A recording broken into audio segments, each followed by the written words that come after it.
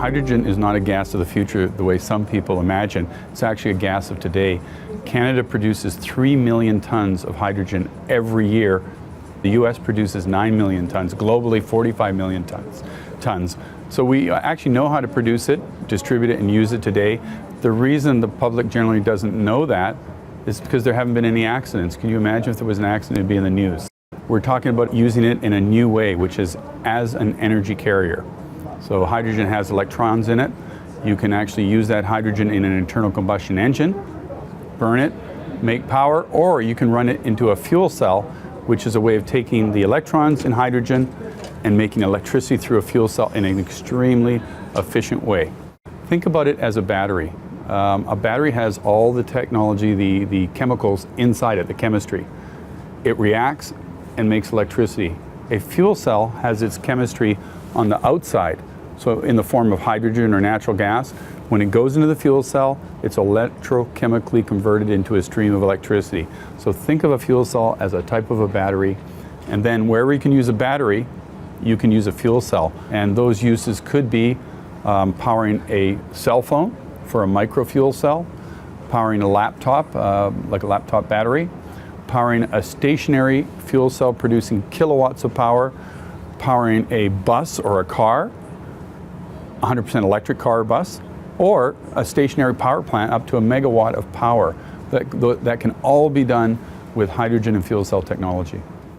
We are now selling hydrogen fuel cell powered forklift trucks in distribution centers in the US and in Canada. For example, Walmart in Calgary is opening a new distribution center at the end of October.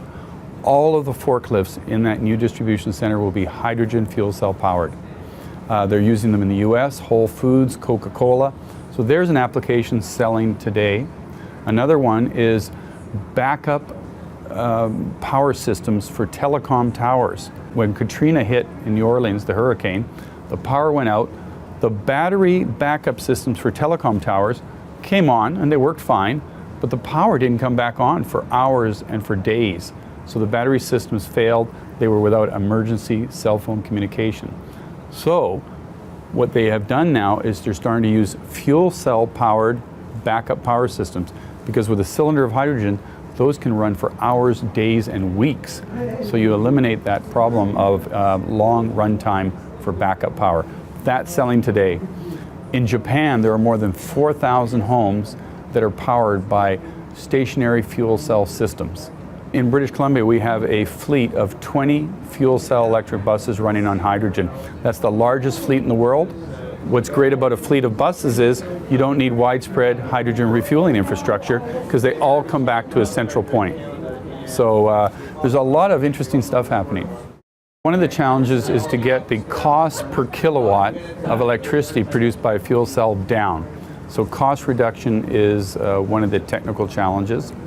And then storage of hydrogen in a compact and inexpensive way is another challenge. And then a third challenge, only for vehicles, not for the forklifts or for the buses or for the homes, but for fuel cell electric vehicles, the third challenge would be widespread hydrogen refueling infrastructure.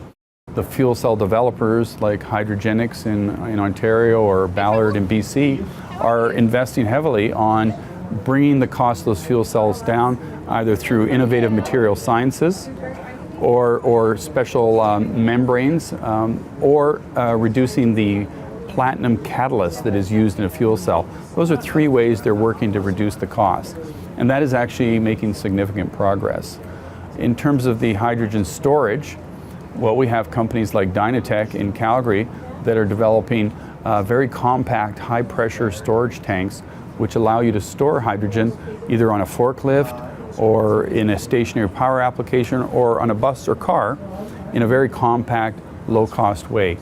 And then on the third challenge I mentioned, which was the hydrogen refueling infrastructure for passenger cars, what's happening there is, like anything, all these things are a question of industry initiatives and government policy and programs. So the automakers are talking with government, talking with energy companies and saying, let's map out together when we will have fuel cell electric vehicles ready, When you will start building the infrastructure, what's the role of government? What's the role of the energy companies? And that dialogue is actually quite robust and making significant progress. It's actually more advanced in Germany and Japan than it is here, but I think when we see progress there, we will catch up quite easily with those countries.